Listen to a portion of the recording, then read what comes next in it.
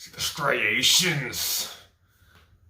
What's up, guys? So, this has probably been the longest it's taken for me to post a community Q&A post and then upload it. I'm sorry if it's echoey in here.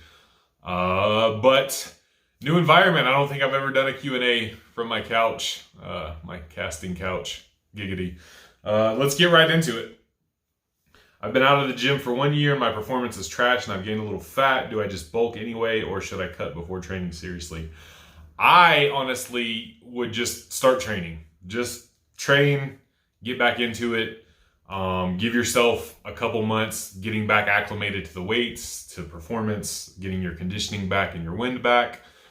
I wouldn't worry about diet so much. You'll probably recomp a little bit just off of that. And then, after 2, 3, 4, 5 months back in the gym, you can reassess where you're at and what your preference is, in terms of leanness and go from there. I would honestly, like if you've got the fat to burn and you haven't been training for a while, that's probably you're going to get the best recomp results there is for, a temporary sake anyway. And then you can, like I said, reevaluate and go from there. Can you spin a 315-pound barbell that's resting on your traps while squatting down? If not, why not? I have no idea if I can or not, and I have no desire to try.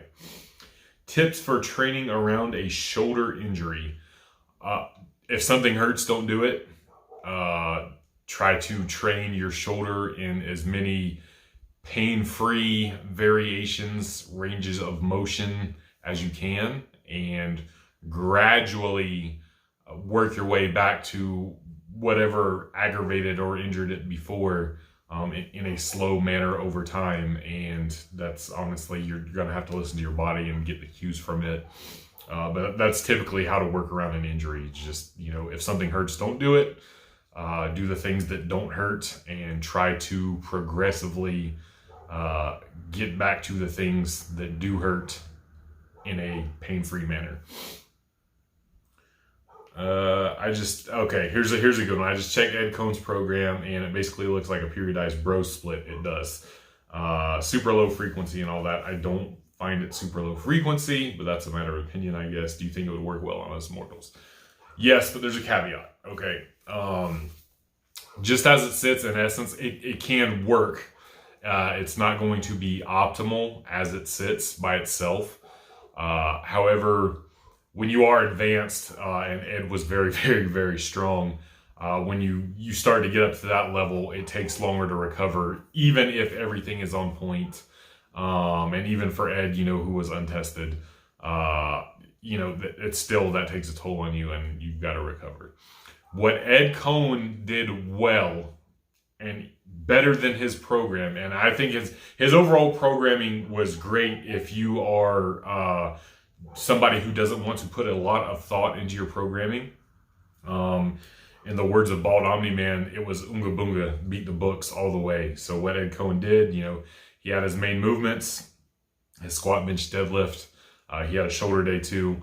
And he just tried to beat the books with them. And in his off season, he would do harder variations and just try to beat the books on those harder variations. And he knew if he got through a training block with his deficit deadlifts, and he put so much weight on his deficit deadlifts that when he got back to his regular deadlifts, he was going to put weight on that.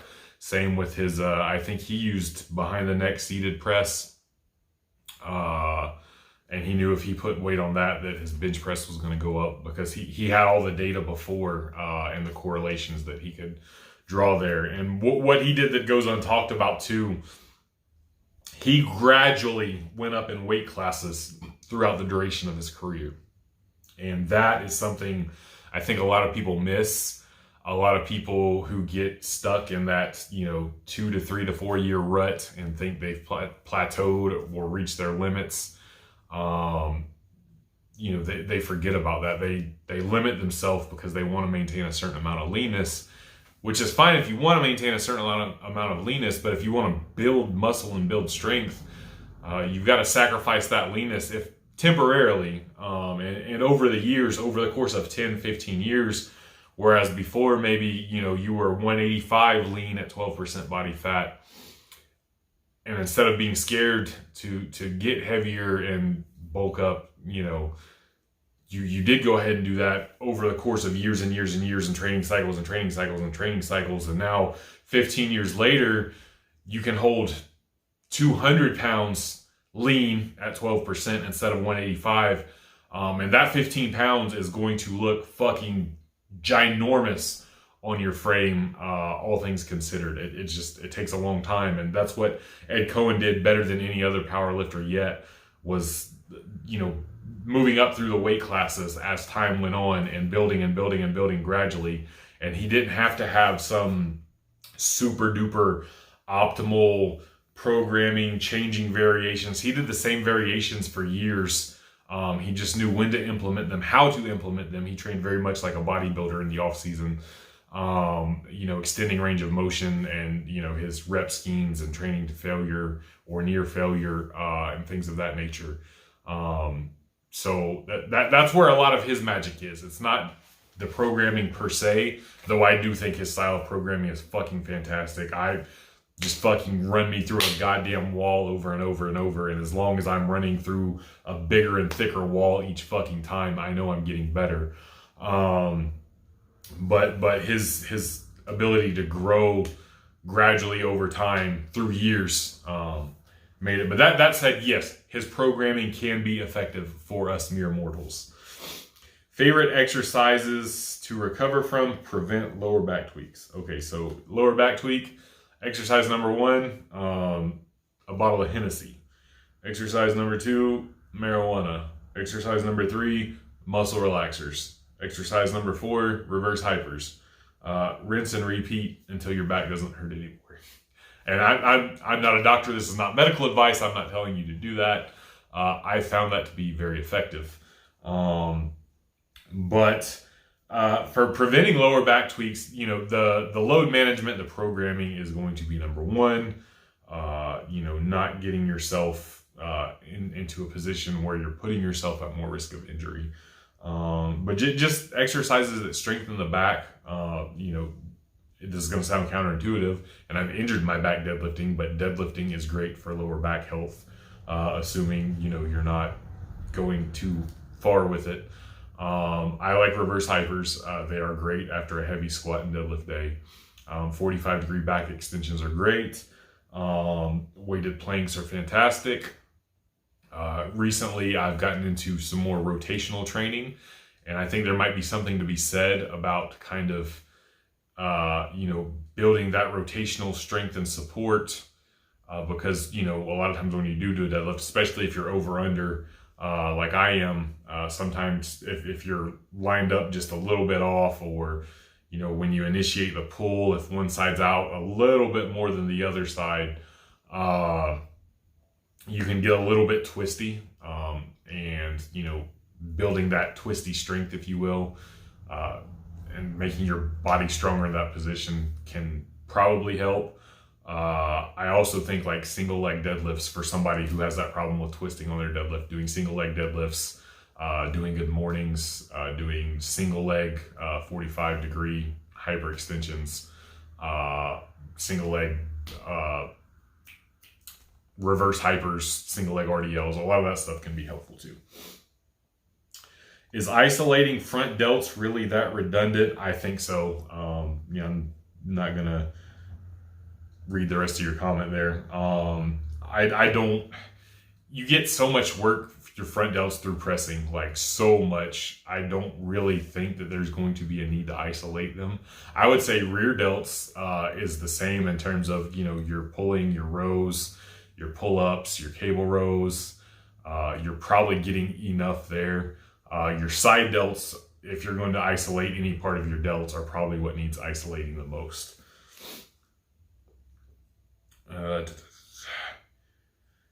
Could you describe some ways to maintain as much strength as possible going from a high frequency to a low frequency on a movement, i.e. squatting 3 times a week, but now in season for sport, so only 1 to 2 times a week? Honestly, again, 1 to 2 times a week is not very infrequent in my opinion. Obviously, it's less frequent than 3 times a week. So you're in season for your sport. I would honestly just focus your squats on, sub-maximal work, being technically efficient with that and trying to produce as much force as possible, and worry about your sport itself. While you're still training squats and you're playing your sport, you're not going to lose as much strength as you think. Obviously, if you tested 1 rep maxes, coming off your 3 times a week squatting versus the end of your sports season where you were only squatting 1 to 2 times a week, there's going to be a difference there. However, that difference probably isn't going to be as much as you think. And it's just going to be a matter of efficiency, and in short order, it would come back. And honestly, like training sub-max throughout your season, and like I said, really putting intent behind the bar or under the bar, and putting as much force into it as possible, you might find a month, 2 months after your sports season's over, and just by bringing back frequency and changing nothing else, like you'll have a new 1 rep max in no time. What belt do you use, sir? I use a 13 millimeter single prong belt. Mine is a custom belt from Belt Fed Strength here in Johnson City, Tennessee. It's like a town over for me. They do custom leather work. Mine is got PSL custom pumpkin spice latte belt. But the quality on these things are fantastic. It is a local to me business. They are very supportive of the local lifting community.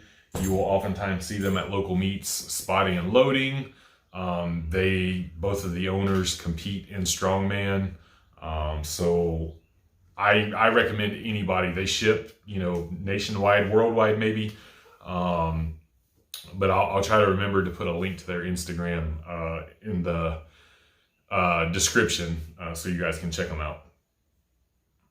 I have not watched season 2 of Physical 100. I lost my Netflix plug, and I really am not a fan of paying for subscription services. So when Netflix did the whole not sharing thing, I got fucked. In one video, you said that when doing OHP, you try to tighten your upper back as hard as possible. Do you also cue the same for your core, particularly your abs, or you just brace normally with upper back in mind? So yeah, I brace. Valsalva and brace. I don't really mention it sometimes in regards to OHP because it's just second nature for me. And I think for most people who have been lifting for any amount of time, Valsalving is second nature on the lifts. So I emphasize tightening the upper back and everything because that's where I see most of the lifters I coach. That's what they need to hear more than anything when we're getting started. Do you think electrolyte beverages are a legit supplement, quote unquote, or do you just go with water? They can be if you're lacking. And typically what I do, I get like a Body Armor. I get the small, the 90 calorie ones, and I just put salt in it. And if I'm going to be training, one of my 3 to 4 hour kind of cross fat days where I'm at the gym for a long time, I'll have one of those intra workout. But yeah, I think electrolyte beverages can be fine, but I also think you don't need to pay for like super duper expensive electrolyte beverages. And you can really, like Gatorade, Body Armor, any of those sports drinks, the ones with sugar, don't get the sugar-free ones. That's fucking stupid. It defeats the purpose. You want the carbs intra workout. But just adding salt to them, they tend to lack in sodium. And they're made to taste good. They're not. They do have some electrolytes in them, but at the end of the day, they're mass produced for consumerism. So just add salt to them.